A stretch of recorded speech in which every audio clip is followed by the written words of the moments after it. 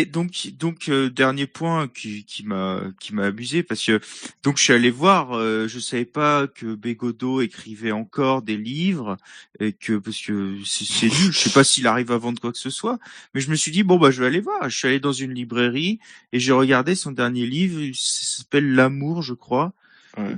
mais c'est à se tirer des balles dans la tête. Non, Surtout qu'en ce moment, je suis en train de lire mon révisionnisme littéraire de Robert Forisson. Donc, je dois ouais, vous c'est dire plus que musclé, ouais, c'est plus musclé, ouais. le contraste entre les deux est très très Mais voilà. criant. Et ça, et le type est quand même prof de français. Où Il est est la pas capable virilité? de mettre des virgules. Ah ouais, Il d'accord. sait pas, non mais l'orthographe, enfin l'orthographe ça va, mais la syntaxe est mauvaise. Ces phrases ne sont pas compréhensibles. On sait pas qui fait quoi, on sait pas à qui se réfèrent les pronoms. C'est une catastrophe. Et il vient là sur les plateaux, il donne ses leçons. Mais Bon, en au fait, en Géron, plus, le problème, si tu veux, c'est que les mecs de droite ont pas ils ont pas de conscience sociale, effectivement. Ça, c'est un fait. Ils sont très idéalistes et pas de conscience sociale. Le mec, fallait déjà le mettre en boîte dans son propre jeu. C'est-à-dire, monsieur, vous gagnez combien par mois? Parce que vous parlez de la bourgeoisie matin, midi et soir, mais vous-même, vous gagnez combien par mois? Vous êtes un professeur des écoles, vous êtes écrivain, vous vivez où? À Paris ou bien en province, comme ils disent, en région? Combien vous coûte votre loyer? Tu vois, comment attaquer sur des trucs très simples, très concrets. C'est quoi votre condition de vie, etc. Tu vois, c'est mais simple. ça, tu vois, c'est très impopulaire. Les gens n'aiment pas ça du tout. Mais Moi, je si, suis parce que d'accord les avec mecs toi. de gauche, non mais on s'en fout que les gens ils aiment pas. Il faut mettre les mecs de gauche face à la contradiction. Et là, les gens ils aiment. Parce que si tu veux, ils aiment pas quand tu dis, voilà, tu gagnes combien par mois. Les mecs de droite, ils aiment pas qu'on pose des questions comme ça parce que c'est pas des questions qui nous viennent naturellement. Les gens de gauche adorent ces questions. Donc tu dois utiliser le vocable de gauche pour mettre un mec de gauche en boîte. Quand le mec il te prend avec aplomb en disant, ouais, tu dis, monsieur, d'abord, pour commencer, vous gagnez combien par mois? Vous habitez où? J'aimerais connaître votre condition sociale parce que vous écrivez, vous avez du temps pour écrire, etc. Mais beaucoup de ceux qui nous suivent n'ont pas le temps de faire ça. Tu vois, tu le mets en boîte beaucoup mieux que ce que je ne fais maintenant. Mais tu le circonscris socialement, tu le mets quelque part sur la cartographie sociale. Pour eux, c'est très compliqué. Tu vois, et ça dépend d'où tu viens toi. Tu vois, si t'es un mec d'origine modeste qui t'es fait toi-même, tu dis voilà, bah, excusez-moi, moi j'ai pas le même parcours. Voilà, j'ai commencé comme ça, comme ça, comme ça.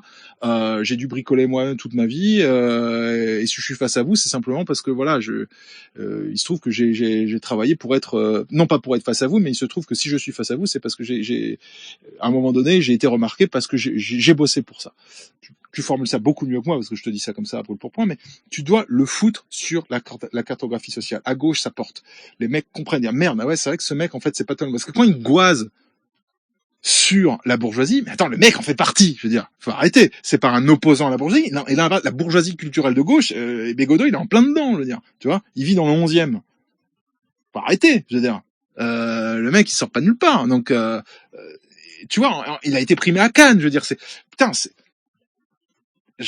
si j'en parle de certains, tu vois, ils sont primés à coup de, tu vois, de peine de prison ferme. Tu vois ce que je veux dire? Il faut les mettre face à leur truc. Je veux dire, monsieur, la bourgeoisie vous déteste tellement qu'elle vous donne des palmes à Cannes.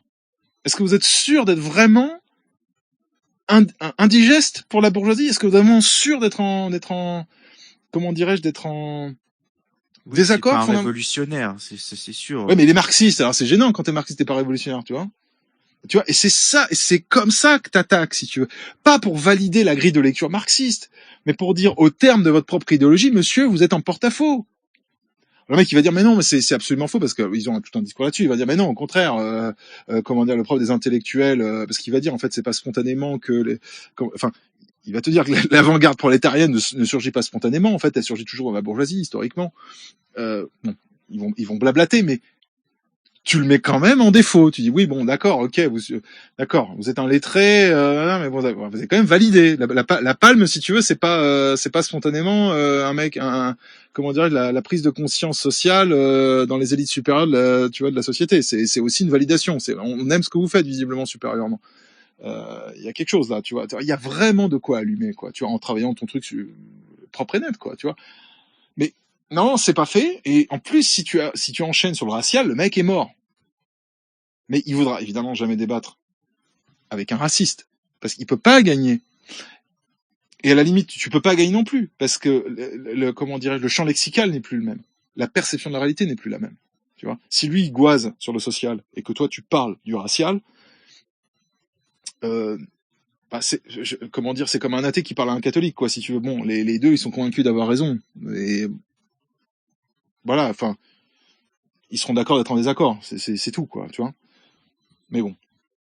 Mais un mec comme ça, enfin, c'est pas pour, parce qu'après, il y a l'aisance aussi orale, ça, enfin, ça, c'est des détails, ça, c'est la pratique, quoi. Hein. Mais, ces mecs sont pas du tout impressionnants, je veux dire. Ils sont pas du tout impressionnants. Qui, Bégodeau? Non, pas du tout impressionnant. Oui, C'est parce que surtout quand tu viens, si tu veux, quand les mecs, ils ont, tu vois, je comprends qu'ils arrivent à complexer des mecs qui viennent de la bourgeoisie. Parce que le mec va dire, moi, tu vois, je suis un prof, parce qu'il va dire, moi, ma mère était ceci, moi, je suis un prof. Ouais, mais attends, t'es prof de lettres, ok, t'es devenu écrivain, t'es édité. Bon, t'as quand même fait ton trou, Coco. Tu vois? Moi, face à moi, le mec, il va pas me tromper, quoi, tu vois. Moi, je vais dire, il va pas me faire complexer, moi, d'être un privilégié, tu vois. Ça n'arrivera pas, ça, dans la discussion, tu vois.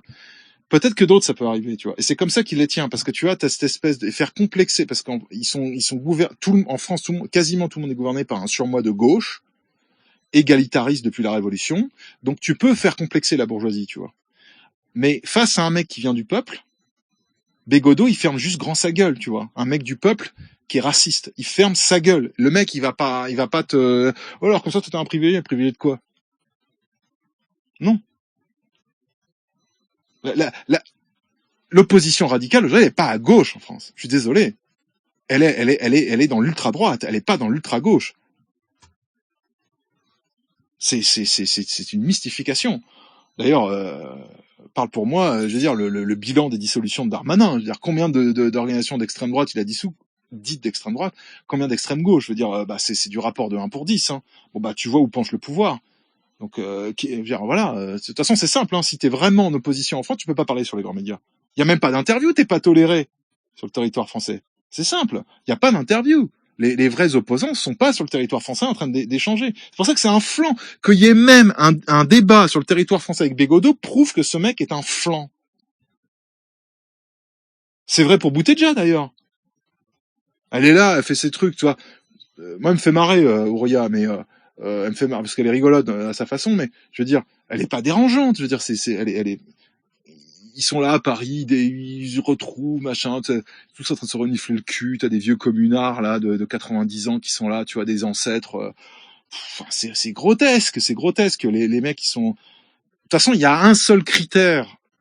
Peu importe les époques, il y a un seul critère de pertinence, c'est la répression politique et judiciaire. C'est le seul critère objectif qui permet de savoir si quelqu'un pose problème pour le pouvoir en place. Bon.